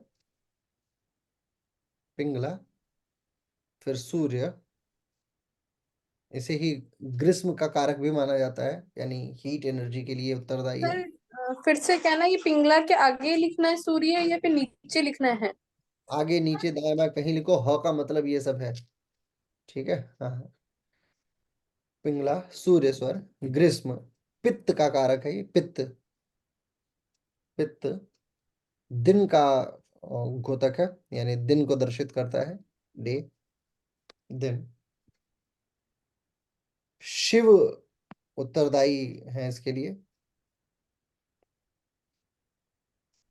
अच्छा, शिव में अब ऐसा नहीं कि उनकी उनका तुलनात्मक अध्ययन जब हम करेंगे तो ब्रह्मा और विष्णु को का अध्ययन करेंगे। शिव यानी कि पुरुष, ठीक है, पुरुष इसके लिए उत्तरदायी शब्द, ठीक है, पुरुष लिख लीजिए। फिर ब्रह्म भी बोला जाता है। अब ये ब्रह्म का मतलब अगेन ब्रह्म के अपोज में जीव आएगा, ठीक है, लेकिन अभी फिलहाल ब्रह्म लिखना। और दक्षिणमुखी भी माना जाता है इसे, हाँ, स्वर को दक्षिणामुखी, माने इसका अभिमुख, इसकी अवनति जब भी होगी तो दक्षिणामुखी होगी। अब ठ शब्द की तरफ आते हैं। ठ में लिखिए, ठ इज इक्वल टू ठकार, ठ is equal to Thakar, Thakar. वहां पे हम लिखा था तो यहाँ पे ठम होगा, ठम, ठ का मतलब ठम भी होता है। इड़ा नाड़ी से संबंधित चंद्र स्वर है, इड़ा नाड़ी, चंद्र स्वर,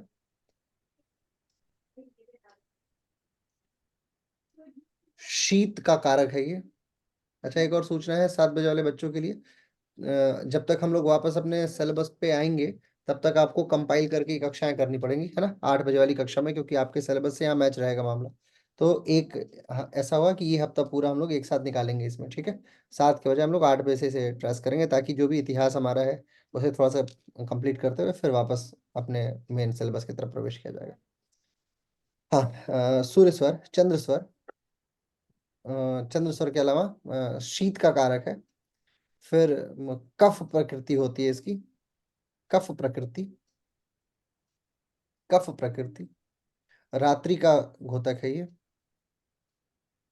शक्ति स्वरूपा माना जाता है इस शब्द को। ये जीव को दर्शित करता है, जीव। और वो दक्षिणामुखी था, ये वाममुखी है, ठीक है। आगे लिखिए, हठ योग में, हठ योग में इन्हीं दोनों श्रृंखलाओं को, जो ह और ठ श्रृंखला मैंने आपको बताई, इन्हीं दोनों श्रृंखलाओं को एकाकार कर प्राण प्रवाह के संतुलन के माध्यम से, एकाकार कर प्राण प्रवाह के संतुलन के माध्यम से कुंडलिनी शक्ति के जागरण के द्वारा, देखो बड़ी लंबी लंदी प्रोसेस है, ऐसा आसान नहीं है हटियो। कुंडलिनी शक्ति जागरण के द्वारा षट चक्र भेदन के उपरांत, जब कुंडलिनी जागृत होती है तो षट चक्र भेदन में प्रवेश कर, मतलब उस हिस्से में प्रवेश कर जाती है। षट चक्र भेदन भेदन के उपरांत ब्रह्मरंध्र में, ब्रह्मरंध्र में परम तत्व से एकाकार का भाव प्राप्त करती है, परम तत्व में ब्रह्म से एकाकार का भाव प्राप्त करती है।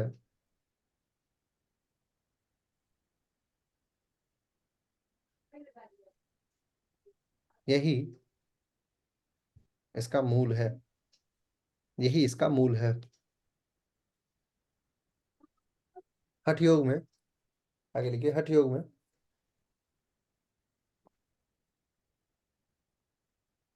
समाधि हेतु, समाधि हेतु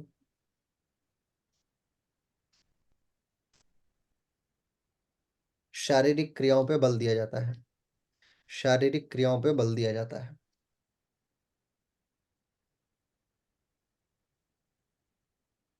इसमें पंचतत्व, पंचतत्व, पंच प्राण, पंचतत्व, पंच प्राण, षट चक्र एवं समस्त नाड़ियों की उपयोगिता, समस्त नाड़ियों की उपयोगिता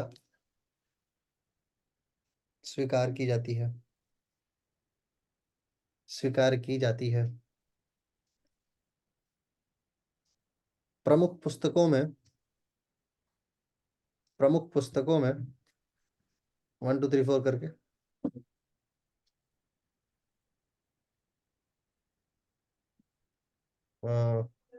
गोरक्ष संहिता, शिव संहिता, योग बीज, योग बीज, वशिष्ठ संहिता, सिद्ध सिद्धांत पद्धति, मोस्ट इंपॉर्टेंट पुस्तक, सिद्ध सिद्धांत पद्धति, हठ प्रदीपिका। अच्छा, हठ योग प्रदीपिका और हठ हठ प्रदीपिका में भी डिफरेंस है। ये अभी तो आप हठ योग प्रदीपिका और हठ प्रदीपिका को एक ही मानो, लेकिन जब आप रिसर्च के लेवल पे जाओगे ना, तो आपको ये महसूस होगा कि क्यों इसमें इतना डिफरेंस महसूस बताया जाता है। हठ प्रदीपिका और हठ योग प्रदीपिका को लेके विद्वानों में बड़ा मतभेद है कि ये दूसरी किताब थी, ये दूसरी किताब। लेकिन हम लोग अभी उतने विद्वान नहीं है, तो ऐसे काम चलाओ मान सकते हैं कि दोनों एक ही। जैसे ABCD मैंने आपको बताया था ना उस दिन मैथमेटिक्स में, कि जब तक हम लोग मैथ्स पढ़ रहे होते हैं कक्षा 8वीं तक, तब तक बताया जाता है कि 8 जो है उसमें से 9 घट ही नहीं सकता है, 8 में से 9 माइनस नहीं कर सकते। लेकिन जैसे कक्षा 9 में जाओगे ना, तो घटा देंगे, 8 में से 150 भी घटा देंगे, है कि नहीं? 1500 भी घटा देंगे। क्यों? क्योंकि वो बताते हैं कि माइनस में आंसर आ जाता है, तो बोलते हैं माइनस में चलेगा। ऐसे ही जब तक अभी आप लोग बच्चे हैं, तब तक इसे स्वीकार कीजिए कि हठ प्रदीपिका और हठ योग प्रदीपिका एक ही है। लेकिन जैसे ही विद्वानों की श्रेणी में आप जाएंगे, तो ये अलग अलग हो जाता है। मैं आपको सिर्फ एक एहतियातन बता रहा हूँ कि कभी ऐसा हो कि आपके सामने आया तो भौचक्के मत रह जाओ मेरी तरह, ठीक है? जब मैं मैथमेटिक्स में था, तो मैंने अपनी पूरी पढ़ाई मैथमेटिक्स से ही कंप्लीट की है, तो देखा मैंने कि जब ये कॉन्सेप्ट आया, तो मेरे मतलब मेरा भरोसा उठ गया मेरे हेडमास्टर से, क्योंकि मुझे लगता था, मेरे आदर्श व्यक्ति थे, मुझे लगता था कि सर कभी झूठ नहीं बोलते। और इनिशियल पॉइंट में ये बात उस समय बचपन में आई कि अरे सर ने तो इतने दिनों तक बेवकूफ़ बना के रखा। बाद में वही सर पढ़ाए भी, लेकिन तब तक ये था कि अच्छा, आवश्यकता के हिसाब से सिद्धांत बदलता रह सकता है, सिद्धांतों की ये खासियत होती है। Back to the point again, Hatha Ratnavali बहुत ही राइवल पुस्तिका मानी जाती है। हठ रत्नावली पढ़ के आप आनंदित हो जाएंगे, ठीक है? और अगर आप मेरे से लेगेसी लेना चाहते हो कि आपके टीचर ने आपको क्या लेगेसी दी है, गो फॉर हठ रत्नावली। कभी मौका मिले तो आप होके आइए हठ रत्नावली से, बड़ा आनंद आएगा आपको। और कई सारे प्रकाशनों की हठ रत्नावली में, वो खुद पर्सनालिटी जो है ना, उनके विषय में भी अध्ययन कीजिए, वो भी बड़े यूनिक पर्सनालिटी है। कपाल भाती को कपाल भाती ही नहीं माना उन्होंने, ठीक है? और अकेला व्यक्ति, क्योंकि मैं जब हठ रत्नावली नहीं जानता था, उस समय भी मैं ये, उसी समय मैंने इस बात को स्वीकार करने से मना कर दिया था कि कपाल भाती को मैं षटकर्म नहीं मानूंगा, क्योंकि मैं उस समय हठ रत्नावली नहीं जानता था।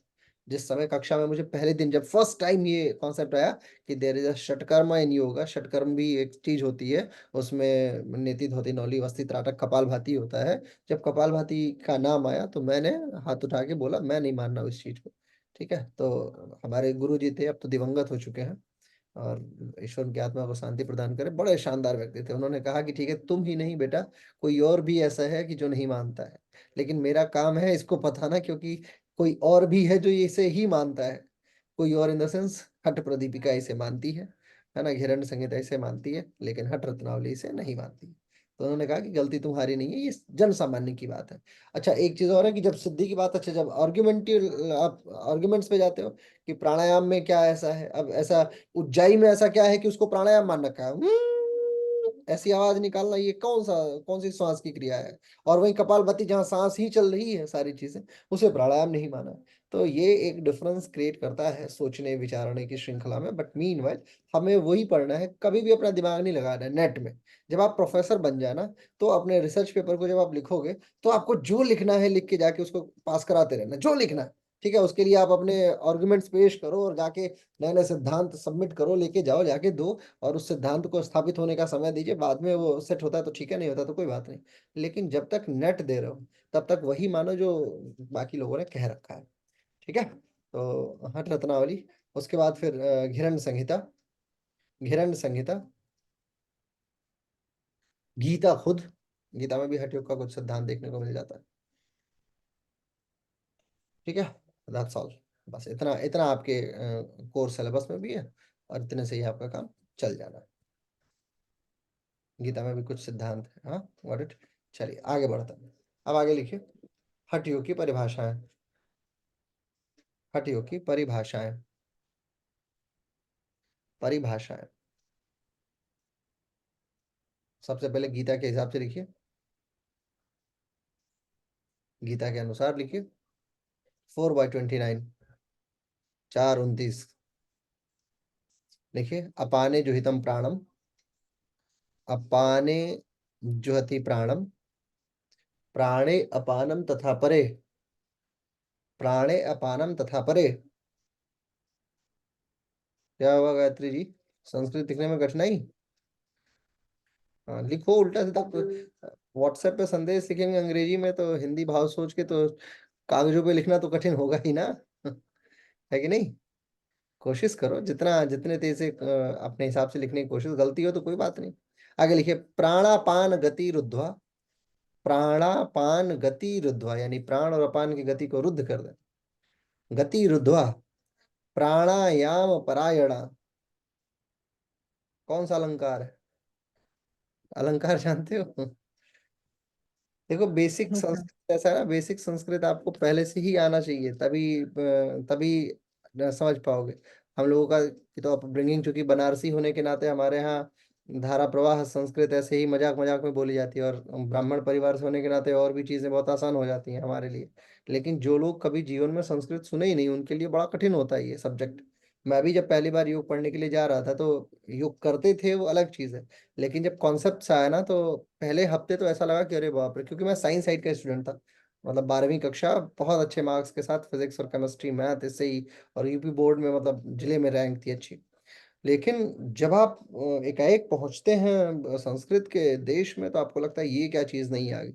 लेकिन अच्छी चीज ये थी कि बहुत जल्दी उसे मैंने टैकल कर लिया। क्यों? क्योंकि अपब्रिंगिंग ऐसी रही है, बचपन से वो चीजें सुनते समझते आए हैं। लेकिन उसके लिए बहुत, वही मेरे कक्षा में और भी कुछ ऐसे बच्चे थे जो बाकी चीजें, आसन उनसे बहुत अच्छा होता था, लेकिन समझा पाना, आसन कर पाना उनके लिए, मतलब आसन को समझा पाना बड़ा डिफिकल्ट हो जाता था, क्योंकि संस्कृत नहीं लिख पाते थे।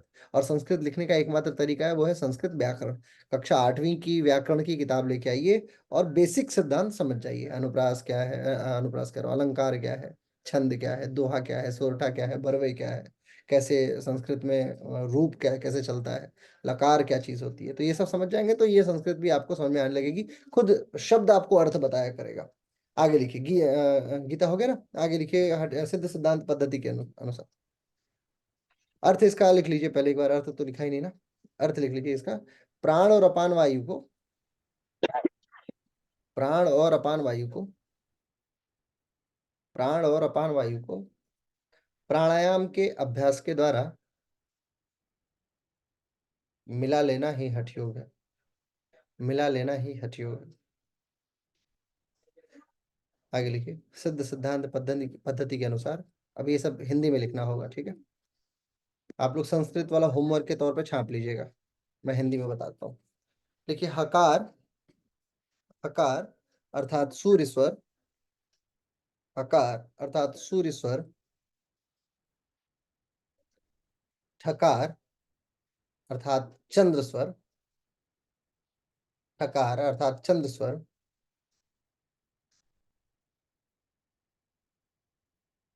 इन दोनों को, इन दोनों को प्राणायाम इत्यादि के द्वारा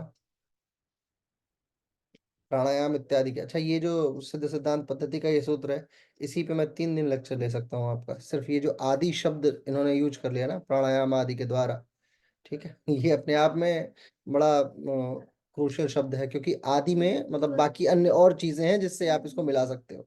सिर्फ ऐसा नहीं है कि प्राणायाम से ही आपको इस रास्ते पे गुजरना है, अन्य बहुत सारी संभावनाएं हैं। लेकिन सिद्ध सिद्धांत पद्धति कितने आसन बताती है? सिर्फ 2 आसनों का वर्णन करती है, मूल रूप से जो उसका सैद्धांतिक परिवेश है।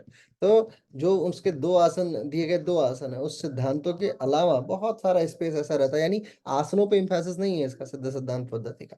चलिए, कभी वार्ता होगी सिद्ध सिद्धांत पे तो बात होगी अच्छे से। आगे लिखिए, प्राणायाम आदि के विशेष अभ्यास के द्वारा प्राण की गति को सुषुम्ना नाड़ी में प्रवेश कराना हठ योग। हठ योग।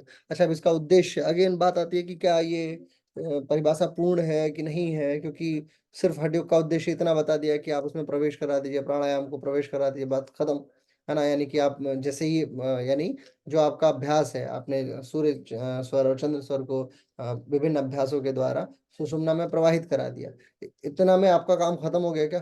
कि सुषुम्ना आगे का, क्योंकि सुषुम्ना आगे का सारा, या तो 2 चीजें निकल के आती हैं, या तो सुषुम्ना सारे काम खुद कर लेगी, आपको सिर्फ इतनी मेहनत करनी है कि आप दोनों प्राण को लेके आइए और सुषुम्ना नाड़ी में मिला दीजिए, बाकी का कार्य सुषुम्ना स्वयं कर ले। और दूसरा, ये शब्द ये कहना चाहता है कि नहीं, इसके ये तो आके हठ योग यहाँ पे आ गया, लेकिन हठ योग का उच्चतम उद्देश्य यदि आपको प्राप्त करना है, जैसे अष्टांग योग का उच्चतम उद्देश्य है समाधि, तो इनिशियल स्टेप क्या है? यम। तो ये परिभाषा जो है वो सिर्फ इनिशियल स्टेप को बता रही है कि आपको यम की कंडीशन तक आना है, उसके बाद फिर आगे की भी यात्रा है, ठीक है। तो सामान्य कंडीशन में अगर आप जब तक यम को ही नहीं फॉलो कर पाओगे, तब तक समाधि कैसे सोच सकते हो एज पर अष्टांग। लेकिन हठ योग प्रदीपिका सिद्ध सिद्धांत पद्धति के अनुसार यदि आपको हठ योगी बनना है, तो सबसे पहली शर्त जो है वो ये है कि आपका जो प्राण प्रवाह है वो सुषुम्ना युक्त हो जाए। सुषुम्ना में जब आ जाएगा, उसके बाद की यात्रा फिर वहां से आगे शुरू होगी। यानी मैं आपको बता रहा हूँ ना, ये जो सिद्ध सिद्धांत पद्धति का सूत्र है, ये अपने आप में बहुत संभावनाएं लपेटे हुए, बहुत सारी चीजें जिसपे वार्ता की जा सकती है। आगे लिखिए, शिव संहिता के अनुसार, शिव संहिता के अनुसार प्राण और अपान, नाद और बिंदु, प्राण और अपान, नाद और बिंदु, जीवात्मा और परमात्मा का एक हो जाना ही घट अवस्था कहलाती है। यही हठ योग है। घटावस्था बड़ी बड़ी महत्वपूर्ण अवस्था है, निष्पत्ति, घट, ये सब आएगा, बताऊंगा मैं आपको। प्राण और अपान, नाद और बिंदु, जीवात्मा और परमात्मा का एक हो जाना घट अवस्था कहलाती है, इसे ही हठ योग कहते हैं, ठीक है। इसमें प्राणायाम और बंद के अभ्यास के द्वारा अपान वायु को खींचकर प्राणायाम और बंद के अभ्यास के द्वारा अपान वायु को खींचकर प्राण में मिलाया जाता है।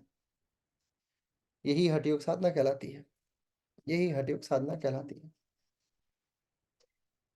ठीक है। हठ प्रदीपिका का मोस्ट फेमस श्लोक, चले वाते चले चित्तम निश्चलम चले भवेत।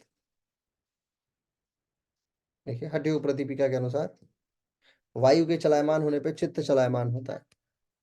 अभी जो चित्त शब्द यूज कर लिया, ऐसी ऐसी कंट्रोवर्सी है ना हठ योग में, अगर मैं मतलब इन जनरल आपसे बातें करूं तो इस पे बहुत सारी बातें हैं। जैसे ही हठ योग ने चित्त का नाम लिया, वापस वो अष्टांगा की तरफ एम्फेसिस उसका हो जाता है। अब बात ये आती है कि हठ योग पहले कि अष्टांगा पहले, कौन डिसाइड करेगा?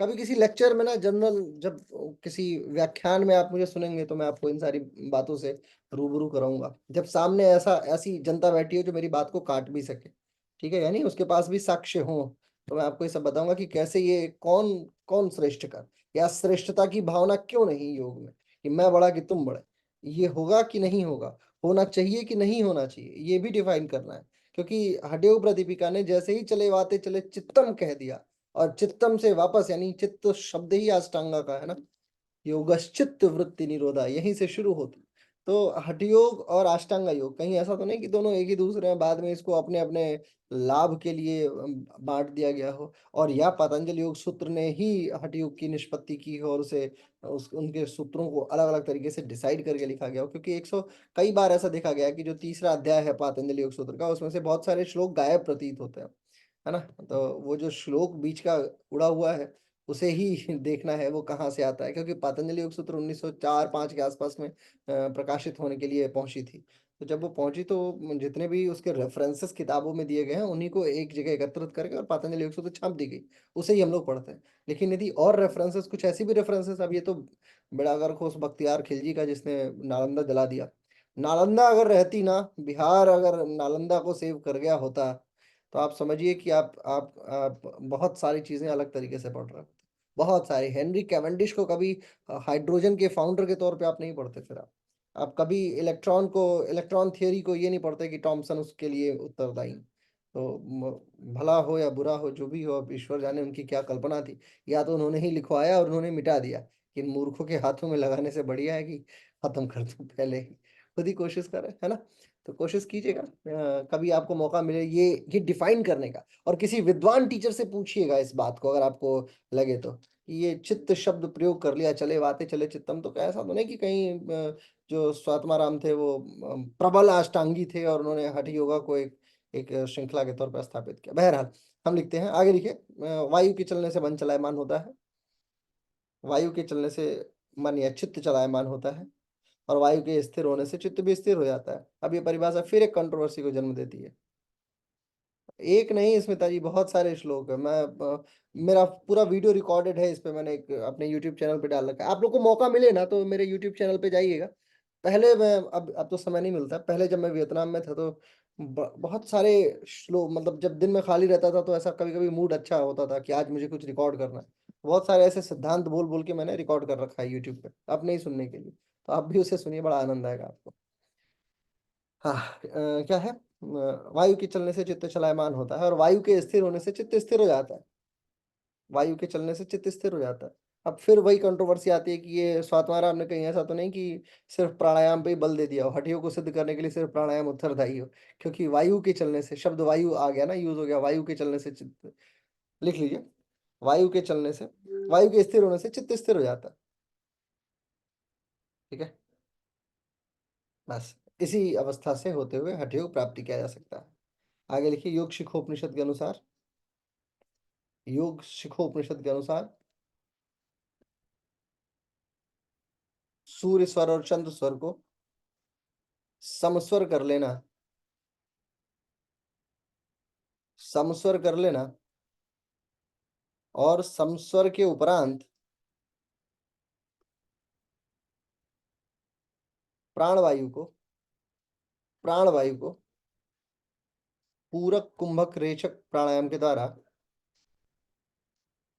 अपान वायु से मिला लेना हठ योग है। अपान वायु से मिला लेना हठ योग है। रिपीट, पूरक कुंभक रेचक के द्वारा, पूरक कुंभक रेचक के द्वारा वायु को समान कर लेना ही हठ योग है। आगे लिखिए, तंत्र साधना के अनुसार, तंत्र साधना के अनुसार शिव का मूलाधार में स्थित शक्ति का शिव से मिलन, सहस्रार के शिव से मिलन, मूलाधार की शक्ति का सहस्रार के शिव से मिलन हठ योग है। मूलाधार में स्थित शक्ति का शिव से मिलन, शिव कहाँ है, सहस्रार में, शिव से मिलन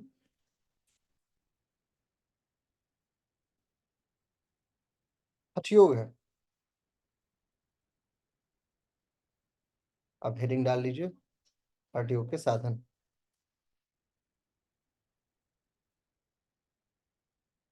हठ योग के साधन और हठ योग का उद्देश्य, हठ योग का उद्देश्य।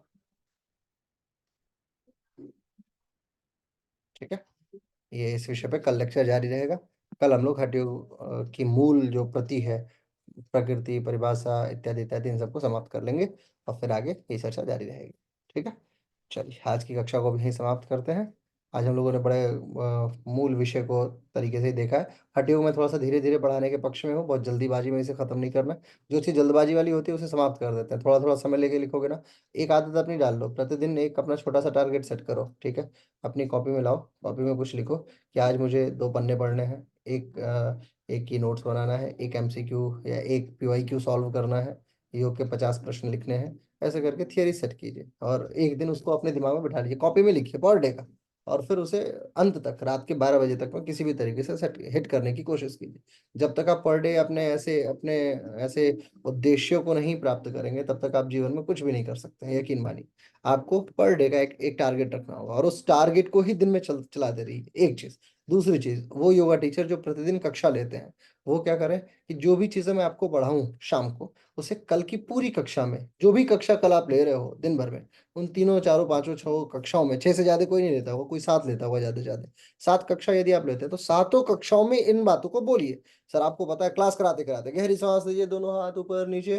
सर आपको पता है आप हठयोग कर रहे हैं, हठयोग की खासियत है, सिद्ध सिद्धांत पद्धति में तो ऐसे कहा गया है। जो मैंने आज आपको पढ़ाया उसको कल 6 लोगों को बताओगे, सर सिद्ध सिद्धांत पद्धति। क्लाइंट क्या सोचेगा? क्लाइंट सोचेगा मेरा टीचर बड़ा विद्वान आदमी है ना, क्योंकि ये पर डे कुछ ना कुछ नई चीजें बताता है। और आपका क्या होगा, आपकी तैयारियां भी चल रही होंगी साथ साथ में, आप उसको दोहराते रहोगे। किसी भी चीज को याद रखने का सबसे सिंपल तरीका क्या है? सबसे सिंपल तरीका ये है कि जब तक आप छात्र बन के किसी चीज को पढ़ते हो तो आप भूलने की संभावना रखते हो, लेकिन जब आप उसे कल पढ़ाने के लिए पढ़ते हो ना, तो आप जीवन में नहीं भूल सकते, ठीक है। यानी आप ये मानो कि आज आपने जो पढ़ा उसे आपको कल पढ़ाना है किसी को। आज आप जो भी पढ़ रहे हो उसे कल पढ़ा है, तो आप जो आज पढ़ोगे वो कल नहीं भूलोगे, ये यकीन मान के रखो, ठीक है। तो आप प्रतिदिन अपनी कक्षाओं में इसका प्रयोग कीजिए और डे बाय डे नोट्स बनाइए। नोट्स बनाइए ऑप्शनल, जैसा अभी कुछ बच्चों ने भेजा है। जिसका नोट्स अच्छा लगेगा मैं प्रतिदिन कक्षा में डिस्कस कर लिया करूंगा। जैसे मैंने आज भी बताया कि गायत्री जी ने बड़ा अच्छा लिखा, रणधीर ने लिखा बहुत अच्छे तरीके से, है ना, चंदन ने लिखा है।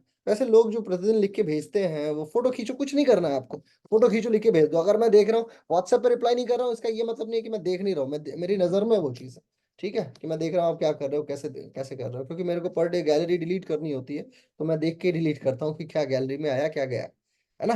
तो आप अच्छे तरीके से लिखिए, पर डे अपनी नोट्स बनाए। कोशिश कीजिए कि वाइट सफेद मोटी जो कॉपी आती है उस पर लिखे आप, ये ठंडे वाली लाइन पे नहीं, क्योंकि या डायरी में लिखिए। क्योंकि ऐसी किताबें जो आपके साथ 10 वर्षों बाद भी रहे। मेरे साथ मैं आपको बताता हूँ, मेरी सारी किताबें, सारी कॉपियां जो है वो मेरे साथ अभी भी एट प्रेजेंट मेरे बगल में रखी हुई है, सन 2011 की कॉपी। उस दिन भी मैं आपको दिखाया और अभी भी मेरे साथ तो हमेशा ये रहती है। उस समय तो ये इस तरीके की दफ्ती आया करती थी, ठीक है, तो अभी भी ये साथ में है। कहने का मतलब ये है। और पता है हम लोग तो जब मतलब 2008-9 की मैं बात बता रहा हूँ, ऐसा होता था ना कि कलाकृति करने में बड़ा आनंद आता था। मैं आपको अपनी कॉपी दिखाता हूँ, देखो ये देख रहे हो कलर से कैसे मैंने डिजाइन बना रखा है, देख रहे हो, ये सब डिजाइनिंग बना रखी है मैंने, किसमें इधर से, फिर इसमें कलर पीले रंग से, कभी रंग रंग से, कभी लाल रंग से। और जो मैम थी हमारी ना, अभी भी वो प्रोफेसर है, वो हर दिन एक गुड दे दिया करती थी। यहाँ पे ये देखो लिखा हुआ है वेरी गुड, देख रहे हो, वेरी गुड यहाँ लिखा हुआ है। अब जैसे ही मैम वेरी गुड मैम का आता था तो ऐसा लगता था कि सबसे ज्यादा जो है, ये देखो ये देख रहे हो, ये लिखा हुआ है वेरी गुड। जैसे ही ये गुड आया तो लगता था हाँ हाँ, आज हमने समाधि को बस टक से छू के वापस आया हूं मैं। ये गुड जैसे ही मिलता था तो, क्योंकि वो मोटिवेशन हुआ करता था। आपको भी चाहिए। और ऐसा नहीं है कि लिखने में आप, मैं आपको अपनी राइटिंग के विषय में लिख के भी अभी आपके ग्रुप में एक फोटो लिख के भेजता हूँ, आप देखिए। आप देखेंगे कि राइटिंग हो, लेखन शैली हो, शब्द शैली हो, टीचर मुझे जैसा बताती थी वैसा ही करता था। और कॉपियां आज भी वैसी की वैसी ही सेव है। कोशिश कीजिए आप भी कि आपको देख के मुझे लगे कि हाँ यार ये बहुत अच्छा इन्होंने लिखा है, तो मैं भी उसे सेव रखूं एटलीस्ट, ठीक है। और आप जब प्रोफेसर बने तो you should must be proud. आज कितने साल हो गए, 2009 की कॉपी, ये देखो, ये जो ये 11 का है, 25/7/11, 11 से 11, 10 साल तो ऐसे ही बीत गए। और फिर मतलब 15 साल के आसपास हो गया, 15 years अपने अध्ययन के, और वो आज भी मेरे साथ में इसी तरीके से रखा पड़ा। 15 साल तक अगर मैं अपनी कॉपी बचा सकता हूँ तो आप अब तो आप जागरूक हो। उस समय तो, हमारे समय में तो गूगल भी मतलब जो सक्सेस होती है ना, सक्सेस की स्पेलिंग है SUCCESS ना, तो सक्सेस का S दबाने के लिए भी हमें जो 9 नंबर की कीपैड वाली की होती थी उसको 4 बार दबाना पड़ता था, तो S टाइप होता था, समझे। तो गूगल भी ऐसा होता था कि एक बार उसमें कुछ कोई चीज लिख दी उस समय 3110 का फोन आया करता था, तो उसे लिख दी तो वो 15 मिनट बाद उसका उत्तर देता था। ठीक है, कोई चीज, और ये भी उस समय बहुत सारी चीजें जानकारी में नहीं थी, बट स्टिल अभी तो ऐसा है कि 5G है, बिल्कुल टाइप करते ही वो सामने उठा के फेंकता है, ये लो सारा डेटाबेस आपके सामने। ठीक है, तो आप इस समय का लाभ उठाइए, ये समय बहुत बढ़िया है, जितना समय यूज करेंगे आप उतना बेटर। ठीक है, चलिए, all the best, thank you so much. शांति पाठ करते हैं, कवर करते हैं सीधे, ईश्वर का आभार, गहरी सांस। ओम विश्वानि देव सवितर दुरितानि परासु यद भद्रम तन्यासु। ओम शांति शांति शांति, सर्वारिष्ट सुशांतिर्भवतु। हाथ रखो, क्या आंखों पे लगा दीजिए। Thank you so much. अभी मैं आप लोग को अपना नोट्स शेयर करता हूँ। वैसे मैं आज तक रेयर ऑफ द रेयरेस्ट, मैंने कभी किसी के साथ अपना नोट्स नहीं साझा किया है, ठीक है, लेकिन मैं आपके ग्रुप में भेजता हूँ ताकि you should must be motivate for that. ठीक है, कुछ कहना है रेखा जी आपको? क्या रुको, मैं यार म्यूट का ऑप्शन कैसे खत्म हो गया था? हाँ बोलिए, तो अब आ रहा है क्या आवाज? सर मेरा ये क्वेश्चन था, हाँ। जैसे अभी सिलेबस में है ना, प्रैक्टिस कराती हूँ योगासन भारत की क्लास में, जैसे एज ग्रुप सीनियर ABC को, तो मैं करा रही थी, तो जैसे उसमें जो सिलेबस में था कि शीर्षासन जो है सिलेबस के कंपलसरी आसन में था, लेकिन शीर्ष तो फीमेल्स को नहीं करना चाहिए, आई थिंक अवॉइड करना चाहिए। तो सर उसकी फिर हम लोग क्या करें, मतलब जैसे मयूर आसन और शीर्षासन, दो आसन जो फीमेल्स नहीं कर सकती, लेकिन उसमें सिलेबस में मयूरासन तो नहीं दिया, लेकिन शीर्षासन दिया गया है। ऐसा नहीं है कि नहीं करा सकते हैं, ऐसा कोई किसी भी आसन को लेके फीमेल और मेल बॉडीज में कोई डिफरेंस नहीं होता है। ठीक है, अब ये जैसे वेदों का अध्ययन फीमेल्स नहीं कर सकती हैं, ये भी नहीं होता था, लेकिन क्यों कुछ एक पर्टिकुलर कंडीशन में नहीं कराते, पीरियड्स का समय हो तो उस समय शीर्षासन बेकार है, या कोई भी आसन इस तरीके का जो आपको कठिन हो वो बेकार है। लेकिन उसके अलावा फीमेल बॉडी आज अभी इतने सारे सिद्धांत आ चुके हैं, ऐसा नहीं है कि नहीं कराया जा सकता है। और ये कहीं डिसाइडेड भी नहीं है, बहुत क्रूशियली लिखा भी नहीं गया है, और जिन पुस्तकों ने इसे मना किया है ना, उन पुस्तकों में बहुत सारी ऐसी चीजें हैं जो हम स्वीकार ही नहीं करते हैं, है ना। उपनिषदों में बहुत सारी ऐसी बातें हैं जिसको स्वीकार नहीं किया जा सकता है। अब जैसे वाजसनेयी संहिता एक पुस्तिका है, उसमें यज्ञ को टूटी नाव बोला गया है, कि यज्ञ वगैरह टूटी नाव जैसा है जो कभी भी डूब जाएगी, यज्ञ करके आप पार नहीं पा सकते। वाजसनेयी संहिता कितनी फेमस पुस्तिका है, तो वाजसनेयी संहिता को हमने मना कर दिया कि यार इसे नहीं पढ़ेंगे। मैं आपको पढ़ाता ही नहीं, लेकिन अभी आवश्यकता पड़ी उदाहरण की तो मैं आपको बता रहा हूँ। कभी आपने सुना मेरे मुंह से कि वाजसनेयी संहिता भी कोई किताब है? ऐसा ही है मनु संहिता में भी, जो मनु संहिता है उसमें बहुत सारे थियरीज ऐसी है, बहुत सारा सिद्धांत ऐसा है जिसको समय के साथ छोड़ दिया जाना चाहिए, तो छोड़ दिया जाना चाहिए। ये अधिकार आपको योग टीचर होने के नाते मिलता है। जैसे न्यायपालिका जो है, जो सुप्रीम कोर्ट का जज है, जिसने संविधान लिखा था, वो तो सारे मर गए, ना पंडित जवाहरलाल नेहरू बचे, ना अल्लादी कृष्णा स्वामी अय्यर बचे, है ना, ना गोपाला स्वामी अयंगर बचे, ना ही भीमराव अम्बेडकर बचे, सब लोग तो चले गए। तो उसे कौन डिफाइन करेगा? तो उसे डिफाइन करता है बार बार सुप्रीम कोर्ट। तो सुप्रीम कोर्ट के हर जज को ये अधिकार दे दिया जाता है कि आप जो भी कहोगे वो हम स्वीकार कर लेंगे। सुप्रीम कोर्ट का जो सुप्रीम जज होता है, वो ये अधिकार रखता है कि वो संविधान सभा का सारा अधिकार उसके पास है, वो ये बताता है कि हाँ ये चीज ठीक लिखी कि नहीं लिखी है। ऐसे ही बतौर योगा टीचर आपको ये अधिकार है कि आप उसे डिफाइन कर सकें, आपके पास वो सारी चीजें आनी चाहिए। लेकिन अगेन कोशिश ये हो कि आप अपने आप को सुप्रीम कोर्ट का जज ना माने, अपने आप को जिला जज ही मानिए। सुप्रीम कोर्ट अभी बहुत दूर है, यानी अच्छे यूनिवर्सिटी के अच्छे प्रोफेसर जो हैं, वो विद्वान लोग इसे डिसाइड करते हैं, उसे डिफाइन करें तो बेटर है। लेकिन आप अपने आप को जिला जज मानिए, थोड़े बहुत अंतर को आप गलत मतलब अलग अप्रोच ला सकती हैं। अगर ऐसा हुआ कि किसी ने आप पे प्रश्न चिन्ह लगाया, तो जिला जज जैसे ही अपनी चीजों को भेज देता है कि जाओ उच्च न्यायालय में जाके इसके खिलाफ अपील करो, तो मेरे पास भेज दो और फिर मेरे से भी चीजें गलत होंगी तो फिर सुप्रीम कोर्ट भेज दिया जाएगा। सुप्रीम कोर्ट तो बैठा ही पड़ा है। एक वीडियो में ऐसे ही लेक्चर ले रहा था, और एक व्याख्यान माला में बहुत बहुत सारी चीजें उसमें डिफर कर गई, और आप यकीन मानिए एक चीज जो मेरे से मतलब ऐसा था कि मैं उस चीज को अलग तरीके से मानता हूँ और किताबें उसे अलग तरीके से कहती हैं। इस विषय पे कुछ छात्रों से बड़ी लंबी चर्चा हुई, और छात्रों ने कहा कि ऐसा नहीं, इस तरीके का वर्णन है। और सिर्फ उस एक शब्द को ठीक करने के लिए तकरीबन 12 विश्वविद्यालयों के वाइस चांसलर्स की एक समिति के तौर पे मैंने उसे स्थापित कराया, और ये सिद्ध करा दिया कि नहीं, मैं भी ठीक हूँ और वो बच्चा भी ठीक है ना। तो कई बार ऐसा होता है कि सुप्रीम कोर्ट सही हो, कई बार सुप्रीम कोर्ट भी गलत हो जाता है। ठीक है, सुप्रीम कोर्ट कई मामलों में गलत रहा है, तो ऐसा नहीं है कि सुप्रीम कोर्ट भी ठीक होगा, बट स्टिल आप अपने आप को जिला जज मान के करा दीजिए, कोई दिक्कत नहीं। सर मतलब ऑब्जेक्शन के उस पे एक लेटर दे सकते हैं ना? हाँ? ऑब्जेक्शन के सिलेबस का जो है, MPYSA का जो सिलेबस है, क्यों देना ऑब्जेक्शन? क्यों अननेसेसरी? एमपीवाई से आप क्यों मेरे से रिकॉर्डेड लाइन पे सब कहलवा रहे हैं? वेद प्रकाश जी ऐसा थोड़ी कि वो योग के बड़े विद्वान आदमी हैं, वेद प्रकाश जी आईपीएस रहे, है ना, तो उनसे कोई लेना देना नहीं। अजय वक्तारिया मेरे परम मित्र हैं, अजय वक्तारिया से आप बोलिए, वाइस प्रेसिडेंट है आपके, तो आप उनसे बोलिए, तो वो मेरा नाम आएगा तो कुछ भी नहीं बोलेंगे। उसके अलावा बचता ही कौन है आपके पूरे, फिर आपके उज्जैन उज्जैन की सारी समिति बचती है, वो सब के सब जूनियर हैं, जितने भी उज्जैन की सर सब। सर और मतलब solution नहीं मिल रहा कि हैं? जैसे सॉल्यूशन नहीं मिला मुझे मेरा क्वेश्चन का। जैसे मान लीजिए मैं अभी नेहा को या फिर राधा जी को प्रिपेयर कर रही हूँ टूर्नामेंट के लिए।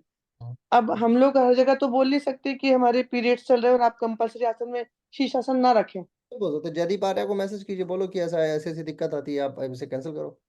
जयदीप तो आर्या मैसेज कीजिए, सुनिए मैं बताऊं, जनरल सेक्रेटरी हैं आपके, और ये आपका अधिकार बनता है, आप जिला कार्यकारिणी की हैं, उनको एक संदेश भेजिए जयदीप आर्या को, श्रीमान जयदीप आर्या महोदय फला फला चाहिए, या टेक्निकल डायरेक्टर है उमंग डॉन, वो भी दोस्त है मेरा, तो उसे उसे संदेश भेज दो। टेक्निकल डायरेक्टर क्या बात का, टेक्निकल डायरेक्टर इसी चीज का तो है ना।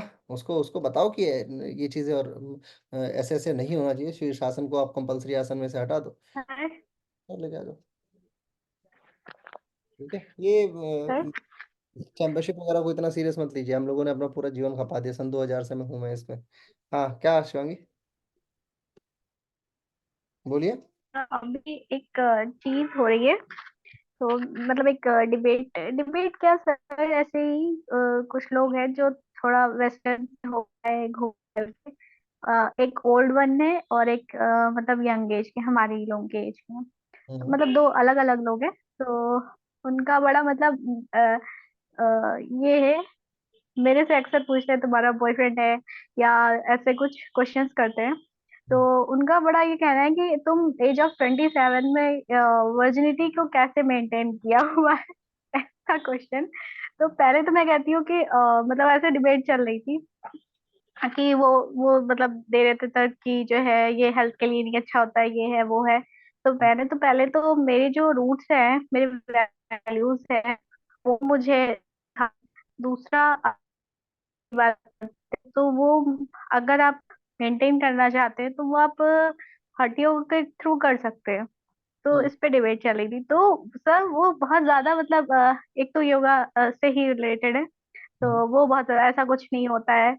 तो क्या आप इस पे कुछ 25 वर्ष एड को, ऑन कर सकते इस वर्ष को स्वीकार किया गया है भारतीय दर्शन के अनुसार कि 25 वर्ष तक जो छात्री जीवन, विद्यार्थी जो जीवन होता है, उसमें इस तरीके की किसी भी संकल्पना को स्वीकार नहीं किया है, यदि जीवन को आप शतक 100 वर्षीय मानना है, यानी जीवन का 25% हिस्सा जो होता है, जब तक आप विद्यार्थी जीवन में हैं, तब तक ऐसे विषयों की कल्पना और ऐसे विषयों पे वार्ता, ये दोनों वर्जित होता है, खास करके छात्री जीवन में। जब आप 25 वर्षीय व्यवस्था के पार चले जाते हैं, 25% ऑफ लाइफ स्पैन आप इसे छोड़ देते हैं, उसके बाद नेक्स्ट स्टेप में जब आप प्रवेश करते हैं, तो फिर आपका जीवन आपके गृहस्थ आश्रम की तरफ प्रवेश कर जाता है। परंतु यदि ऐसा है कि आप विवाहित नहीं हैं या अविवाहित हैं, तो भारतीय शास्त्रों के अनुसार अविवाहित स्त्री या पुरुष, इन दोनों को संसर्ग की अवस्था से स्वयं को दूर रखना चाहिए, खास करके योगा में तो बहुत तरीके से। अब ऐसे योगाचार्य जो इन विषयों पर बात करते हैं, ऐसे विषयों को मैं, ऐसे लोगों को मैं बहुत सीरियस नहीं लेता, और ना ही मेरा बड़ा इसमें है कि मैं ऐसे लोगों को उत्तरित करूं। ठीक है, आपका अपना दृष्टिकोण है, मेरा अपना दृष्टिकोण है, ऐसे में अपने आप को ऐसी डिबेट से बाहर रखना चाहिए, क्योंकि ये चीजें आपकी ना वृद्धि का कारक बनेंगी, ना ही आपको आगे बढ़ने के लिए। हैं? Even girls sir, why you are single, girls का आई देखिए, ऐसा है, मैं एम आपको बताऊं कि आई अभी don't feel this is necessary for me. चीज मैं आपको बताऊं कि ऐसे ऐसे लोगों से हमेशा दूरी बना के मतलब सर मैं अलग अलग प्लेसेस की, आज मैं बहुत इरिटेट हो गई क्योंकि ये अलग अलग जगह के लोग एक साथ ही मुझे इतनी बार बोल चुके हैं कि मैं बहुत ज्यादा इरिटेट हो गई। आज तो कुछ ज्यादा ही। ये सीरियस नहीं लेते हैं ऐसे लोगों को, ये लोग बस प्रवोक करने के लिए संयमित विचारधारा के तहत ऐसी चीज। लेकिन सर एक ये चीज है ना कि आप मतलब कैसे टाइम चेंज हो रहा है, मतलब ये एक आपकी जरूरत लोग आपको बताने लगे कि ये आपकी जरूरत है, मतलब ये जरूरी हो गया आपके लिए। है ना कि ऐसा ऐसे, बिल्कुल भी नहीं है मेरे हिसाब से, और मैं सच में सर मैं फील भी नहीं करती हूँ, ऐसा कुछ मैं फील भी नहीं करती हूँ। तो मेरे लिए नहीं लगता है मुझे जरूरी। ठीक है, तो ये आपकी व्यक्तिगत बात है ना। खुद चलिए, आज की कक्षा को भी समाप्त करते हैं, फिर कल हम लोग इस विषय पे अपनी कक्षा को जारी रखेंगे।